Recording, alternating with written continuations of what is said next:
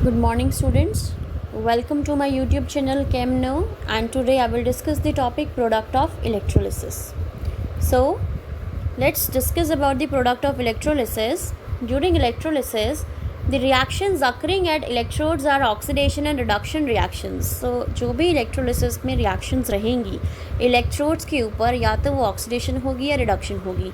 And product of electrolysis it will depend on the nature of the material being electrolyzed. अब electrolysis में product क्या बनेगा वो किस चीज़ पर डिपेंड करेगा कि आपने कौन सा मटेरियल लिया है जो इलेक्ट्रोलाइज होगा. And types of electrodes being used, और जो भी टाइप ऑफ इलेक्ट्रोड्स यूज़ होंगे बेसिकली उस चीज़ पे वो डिपेंड करेगा. If the electrode is inert, अगर इलेक्ट्रोड इनर्ट है सच एज गोल्ड और platinum, it does not take part in the chemical reaction and acts only as a source और sink for the electrons. Fine. And if the electrode is reactive it take parts in the electrode reaction. अगर reactive हैं तो reaction में participate करेंगे electrode, अगर नहीं है तो वो नहीं करेंगे. वो एज अ सोर्स या सिंक की तरह यूज़ होंगे फॉर द इलेक्ट्रॉन्स. दस प्रोडक्ट ऑफ इलेक्ट्रोलिसिस में भी डिफरेंट फॉर इनर्ट और रिएक्टिव इलेक्ट्रोड्स. इस वजह से जो प्रोडक्ट ऑफ इलेक्ट्रोलिसिस होगा वो इनर्ट और रिएक्टिव दोनों इलेक्ट्रोड्स के लिए क्या होगा, डिफरेंट होगा. So the product of electrolysis mainly depend on the different oxidizing and reducing species present in the electrolytic cell and their standard electrode potential. So product of electrolysis किस चीज़ पे depend करेगा, दो species पे depend करेगा. एक oxidising और reducing जो भी प्रेजेंट है सेल में, जो भी सेल में ऑक्सीडाइजिंग रिड्यूसिंग स्पीशीज़ प्रेजेंट है या जो भी स्पीशीज़ प्रेजेंट है उसका जो भी स्टैंडर्ड इलेक्ट्रोड पोटेंशियल्स है उनकी पोटेंशियल वैल्यूज़ पे डिपेंड करेगा कि क्या प्रोडक्ट बनेगा या प्रोडक्ट ऑफ इलेक्ट्रोलिसिस क्या होगा. अब देखिए ज़रा, सेकंड ये बोल रहा है कि कुछ या some electrochemical processes though feasible and are so slow kinetically that at lower voltages these do not seem to occur. अब कुछ इलेक्ट्रोकेमिकल प्रोसेस ऐसे हैं जो फिजिबल तो हैं बट बहुत स्लो हैं कि वो हमें दिखेंगे ही नहीं होते हुए. तो slowness of electrode reaction creates electrical resistance at the electrode surface. तो क्योंकि स्लो हैं वो इलेक्ट्रोड रिएक्शंस, वो स्लो हैं, तो स्लो होने की वजह से इलेक्ट्रोड के सरफेस पे वो इलेक्ट्रिकल रेजिस्टेंस क्रिएट कर देती हैं. Therefore for the occurrence of such reaction some extra potential और वोल्टेज इज़ रिक्वायर्ड. सो इस वजह से उन रिएक्शंस को होने के लिए कुछ एक्स्ट्रा पोटेंशियल या वोल्टेज की रिक्वायरमेंट है. That then the theoretical value of the standard electrode potential, जितनी उनकी थ्योरेटिकल वैल्यू है स्टैंडर्ड इलेक्ट्रोड पोटेंशियल की उससे ज़्यादा थोड़ा सा पोटेंशियल उनको रिक्वायर्ड है होने के लिए. So this extra voltage required is called the over voltage. तो इसी एक्स्ट्रा वोल्टेज को हम क्या बोलते हैं, ओवर वोल्टेज. सो कुछ केमिकल रिएक्शन जो बेसिकली स्लो हैं उनको बढ़ाने के लिए हमें उनको वोल्टेज देनी पड़ती है. ठीक है ना. तो जो वोल्टेज आप दे रहे हैं उनको हम बोलते हैं over voltage. Now next is the electrolysis of molten sodium chloride. अब हम मोल्टन सोडियम क्लोराइड की इलेक्ट्रोलिसिस पढ़ेंगे. So it is saying that molten sodium chloride है सोडियम आयन और the chloride ions. So NaCl आपको सोडियम और chloride ion देगा. And during electrolysis it has been observe that sodium metal is deposited at cathode while chlorine gas is liberated at the anode. When electric current is passed through molten sodium chloride, अब it is saying जब electric current pass करेंगे आप molten sodium chloride पे तो chloride ions are attracted toward anode. अब chloride ions क्या करेंगे, toward electrode की तरफ, anode की तरफ attract होंगे. बिकॉज आपने क्या किया, जो इलेक्ट्रोलाइट लिया है यहाँ पे क्या लिया है, NaCl. तो Na positive and Cl negative and cathode और anodes are there. So cathode पे क्योंकि इलेक्ट्रॉन्स की अवेलेबिलिटी है आपकी, कैथोड्स पे इलेक्ट्रॉन की अवेलेबिलिटी होने की वजह से सोडियम जो है कैथोड की तरफ रन करेगा और वहाँ से इलेक्ट्रॉन लेके सोडियम मेटल में कन्वर्ट हो जाएगा. फाइन. और क्लोराइड आयंस क्या करेंगे, क्योंकि क्लोराइड आयंस बेसिकली, अब देखो इलेक्ट्रॉन अगर कैथोड पे अवेलेबल है किस वजह से, एनोड की वजह से, क्योंकि एनोड से इलेक्ट्रॉन्स ट्रांसफ़र होकर कैथोड पे जा रहे हैं. सो एनोड पे क्या होती है आपकी, ऑक्सीडेशन होती है. तो ऑक्सीडेशन कौन करेगा, जिसके पास इलेक्ट्रॉन देने के लिए होंगे वही ऑक्सीडाइज होगा. तो क्लोराइड आयन बेसिकली इसके पास एक्स्ट्रा इलेक्ट्रॉन है, ये दे सकता है और देख के खुद ऑक्सीडाइज हो सकता है. तो ये किस पे जाएगा, एनोड पे जाएगा. और सोडियम आयंस क्या करेंगे, इलेक्ट्रॉन गेन करेंगे. तो इलेक्ट्रॉन गेन करने के लिए अब इनको रिड्यूस होना पड़ेगा. तो ये रिड्यूस होने के लिए किसकी तरफ जाएंगे, they will move toward the cathode. So cathode पे आपकी रिडक्शन होती है और एनोड पे क्या होती है, oxidation. So now when electric current is passed through molten sodium chloride, the chloride ions are attracted toward anode. तो chloride ion किसकी तरफ मूव करेंगे, एनोड की तरफ मूव करेंगे. and the chloride ions are attracted toward anode and these ions give up one electron each to the anode and become chlorine atoms. अब ये एक एक इलेक्ट्रॉन दे देंगे एनोड पे और क्या बन जाएंगे, chlorine atoms. And the chlorine atoms are unstable and combine in pairs of pairs to form chlorine molecules. यदि एटम अब स्टेबल नहीं है तो ये कंबाइन होकर क्लोरीन मॉलिक्यूल दे देंगे। ऐसे ही सोडियम आयन कहाँ मूव करेगा, toward the cathode, take up 1 electron each and become neutral. अब ये कैथोड की तरफ मूव करेगा, एक इलेक्ट्रॉन गेन करेगा और क्या बन जाएगा, सोडियम मेटल बन जाएगा, ये neutral atom. As a result sodium atom is obtained at the cathode. Now you can see the reaction here. At cathode पे क्या हुआ, सोडियम ने इलेक्ट्रॉन गेन किया और क्या बन गया, sodium solid. This is solid. So ये यहाँ पे क्या हो रही है, सोडियम की रिडक्शन हो रही है।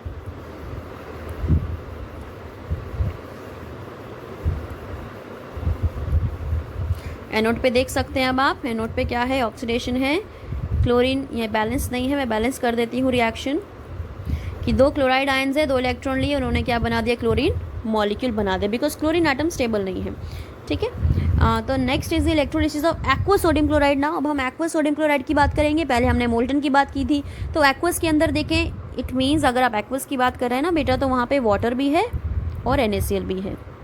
पहले हमने मोल्टन की बात करी थी जहाँ पे सिर्फ Na पॉजिटिव था, Cl नेगेटिव था। Now it is having 2 electrolytes. Water के केस में H positive, OH negative and Na positive और the Cl negative.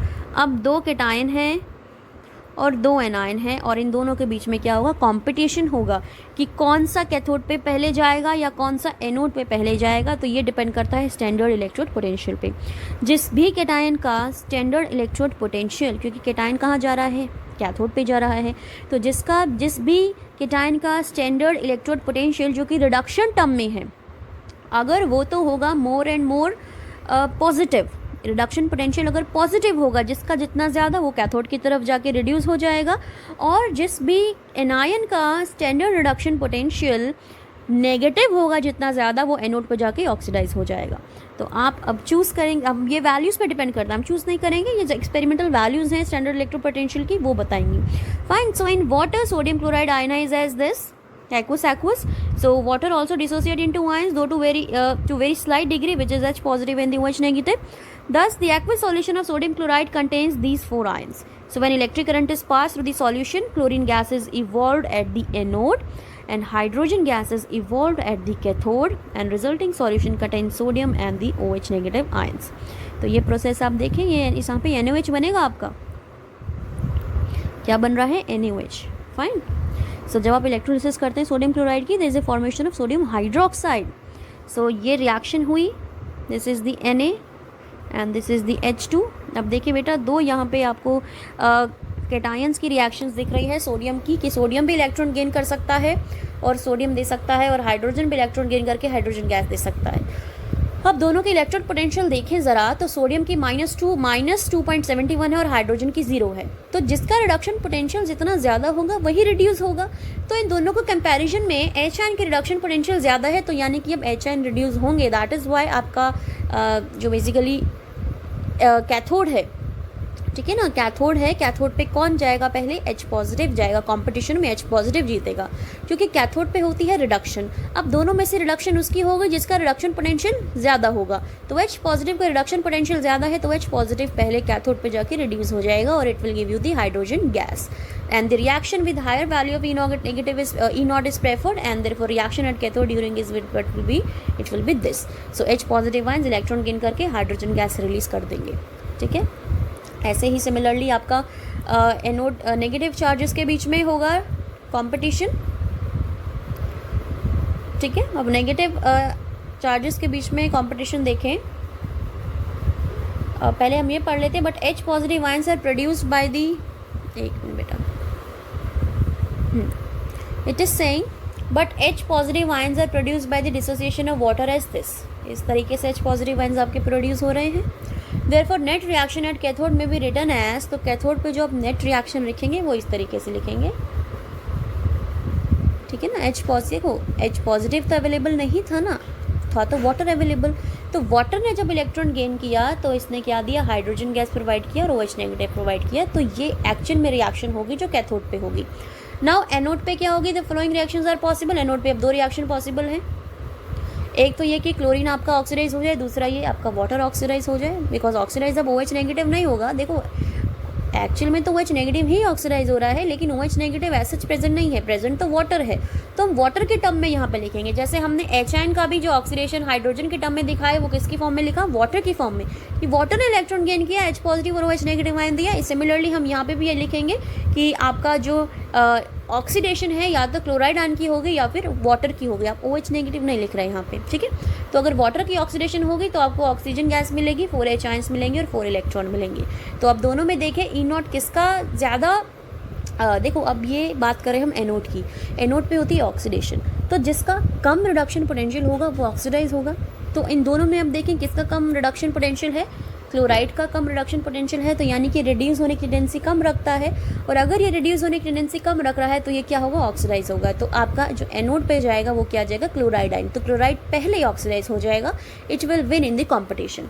So in the concentrated solution of NaCl, oxidation of chloride ions is preferred than water and anode and therefore chlorine gas is liberated. So chlorine gas आपकी liberate होगी।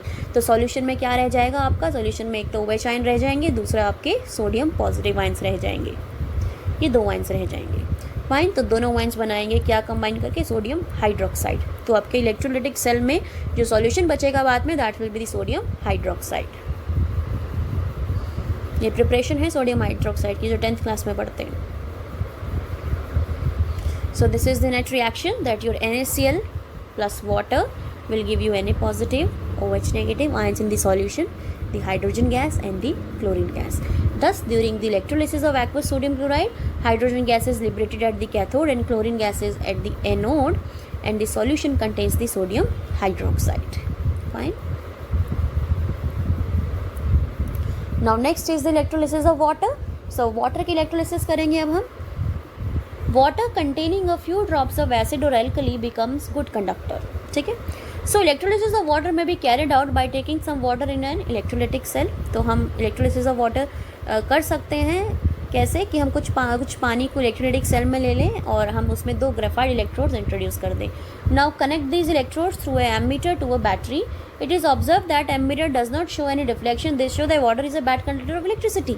तो जब आप पानी को simple लेते हैं electrolytic cell के अंदर और एमीटर से अटैच कर दें तो हम देखते हैं कि वहाँ पे कोई डिफ्लेक्शन नहीं आ रहा है एमीटर में। इट मीन्स वाटर जो है बैड कंडक्टर है इलेक्ट्रिसिटी का। Pure water basically is the bad conductor of electricity. लेकिन जैसे ही हम उसमें कुछ ड्रॉप्स एसिड्स के डाल दें या एल्कली के डाल दें तो एमीटर में डिफ्लेक्शन आने लग जाती है। Fine, so it means now the electrolysis starts. So अगर आप कुछ ड्रॉप्स डाल दें सल्फ्यूरिक एसिड की वाटर में, the ammeters show deflection and electrolysis start. So water is only weakly ionise, यानी कि वाटर अगर आयनाइज हो रहा है तो वीक आयनाइज हो रहा है। But in the presence of N acid, अगर एसिड के प्रेजेंस में इसकी डिग्री ऑफ डिसोसिएशन क्या कर जाती है, इंक्रीज कर जाती है। Upon passing the electric current it dissociate as like this. जैसे ही फिर इस पर इलेक्ट्रिक करंट पास करते हैं ये H पॉजिटिव और OH नेगेटिव की फॉर्म में डिसोसिएट कर जाता है। ठीक है, अब देखिए क्या रिएक्शन होगी कैथोड पे। ऑब्वियस सी बात है, कैथोड पे इलेक्ट्रॉन्स अवेलेबल हैं तो कैटायन उस तरफ जाएगा, इलेक्ट्रॉन गेन करेगा और रिड्यूस हो जाएगा। तो 2H आयंस 2 इलेक्ट्रॉन गेन करके हाइड्रोजन गैस बनाएंगे। और एनोड पे क्या होगा, OH नेगेटिव जाएगा आपका और इलेक्ट्रॉन लूज़ करेगा वहाँ पे। सो लूज़ करेगा तो हम इसे अगर बैलेंस करें 4OH नेगेटिव आयंस की टर्म में तो आपका यहाँ 2 मॉलिक्यूल्स ऑफ वाटर और 1 ऑक्सीजन मॉलिक्यूल आपको दिखेगा, साथ में 4 इलेक्ट्रॉन्स भी। ये बैलेंस करके बनेगा। ठीक है, तो रिएक्शन आपकी हो जाएगी 4OH negative will give you 2H2O plus 4H positive तो हो गया, plus O2 plus 4 electron also. ठीक है, so in case if we add few drops of sulfuric acid to water before carrying electrolysis, the sulfate ions will also be formed at anode along with the OH negative ions.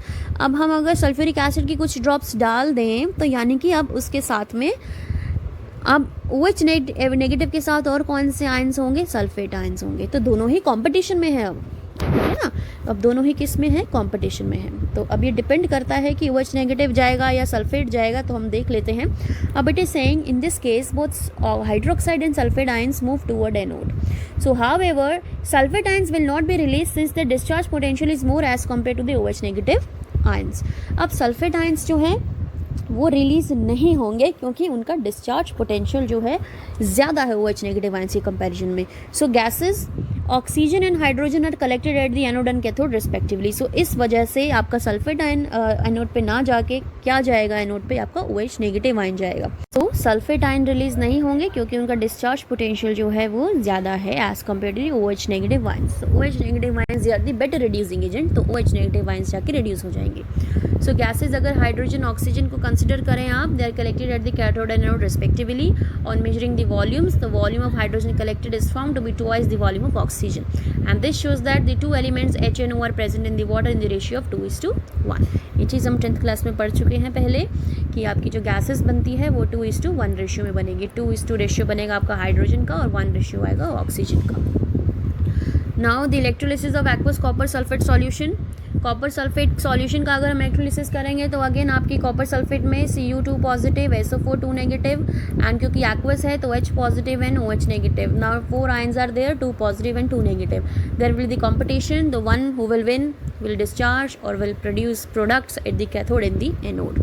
So अगर हम देखें यहाँ पे तो copper sulphate और water में during electrolysis copper is deposited at the cathode while oxygen is liberated at the anode. So it all depends on the standard reduction values. तो इनके केस में जो एनोड पे आपका पार्ट होगा, एनोड पे ऑक्सीडेशन किसकी होगी, वाटर की ऑक्सीडेशन होगी, और कैथोड पे किसकी रिडक्शन होगी, कॉपर की रिडक्शन होगी.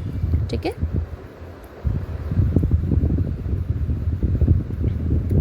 सो ड्यूरिंग इलेक्ट्रोलिसिस अब देखें आप, ये रिएक्शन हो रही है एनोड पे, वाटर आपका ऑक्सीडाइज हो रहा है H पॉजिटिव O2 और 4 इलेक्ट्रॉन फॉर्म में, और कैथोड पे कॉपर की रिडक्शन हो रही है कॉपर फॉर्म में. ओवरऑल रिएक्शन अगर आप ऐड करें, इन दोनों इलेक्ट्रॉन्स को बैलेंस करेंगे तो इसे 2 से मल्टीप्लाई करेंगे तो आपकी रिएक्शन बनेगी ये. This is the reaction now. So this will be the reaction. Copper 2 positive plus 2 water give you copper, 4H positive in the O2. तो यहाँ पे हमने बैलेंस करने के लिए सल्फेट आयंस भी लगा दिए हैं, नहीं लगाएंगे तो भी चलेगा बिकॉज वो सॉल्यूशन में एज इट इज़ घूम रहे हैं. Fine. So this is the product of electrolysis. In this video I have discussed about the product of electrolysis. I hope your doubts must be clear during the electrolysis कि किस तरीके से, किस हिसाब से आपके प्रोडक्ट बनते हैं इलेक्ट्रोलिसिस में. It all depends on the standard reduction potential values. So जिसका reduction potential value according to cathode और एनोड मैच करता है उस हिसाब से आपकी रिडक्शन ऑक्सीडेशन रहेगी. तो एक चीज़ ध्यान रखना कि आपका जो बेसिकली कैथोड, आपका एनोड हम लेफ्ट साइड लिखते हैं, कैथोड राइट साइड लिखते हैं. आपके जो पॉजिटिव आयंस है वो कैथोड की तरफ रन करेंगे, नेगेटिव आयंस एनोड की तरफ रन करेंगे. तो पॉजिटिव आयंस अगर कैथोड की तरफ रन कर रहे हैं तो जिस भी पॉजिटिव आयन का रिडक्शन पोटेंशियल ज़्यादा होगा या पॉजिटिव होगा रिडक्शन पोटेंशियल, अगर वही कैथोड की तरफ पहले जाएगा. और एनोड में जिस भी आयन का रिडक्शन पोटेंशियल नेगेटिव के कंपैरिजन में, जितने भी नेगेटिव आयंस हैं, तो जितने भी नेगेटिव आयंस हैं अगर उनका रिडक्शन पोटेंशियल जितना कम होगा उतनी जल्दी वो एनोड पे जाएगा. ठीक है, दोनों में ऑपोजिट है. So this is it. So if you like my video please share, like and subscribe my channel. Thank you.